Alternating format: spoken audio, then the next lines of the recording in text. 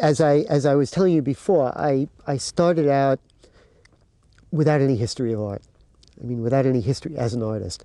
And though when I started making art in the 70s, I was not so much younger than a lot of the minimalists, and in some cases even the same age, I was completely new as an artist. I was at least a generation behind them as an artist.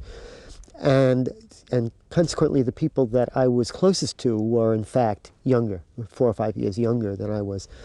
And for me, and for many of the people of my generation as an artist, the minimalists were a kind of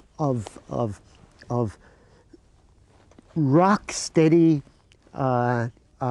platform, a kind of history, a kind of something to build on, a kind of foundation, but not something we wanted to emulate, not something we wanted to be part of. That is, what the minimalists showed us was that that the minimalism itself, the simplicity, the directness of minimalism was a powerful weapon, a powerful tool. But what they were trying to do with that tool was not very interesting to us. We were at the time called post-minimalists. I mean, as almost as bad a word as postmodernist.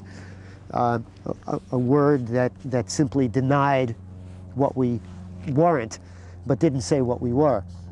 And in fact, we were all different. But the one thing we had in common was that there were aspects of minimalism that were enormously important to us, enormously powerful for us, not for their own sake, but because they were tools that we could use to do the things we wanted to use. And for me, that vocabulary is certainly the vocabulary I'm still using, but I wanted to do different things with it.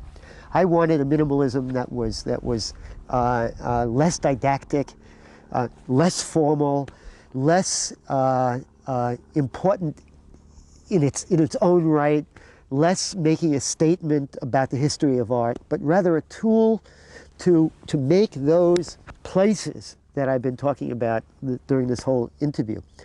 It's very interesting that at the time that I started showing, a critic for Art Forum wrote about one of the first shows that I did and called me a cowboy minimalist, which was interesting because it was somebody who didn't know that in fact I had been a cowboy.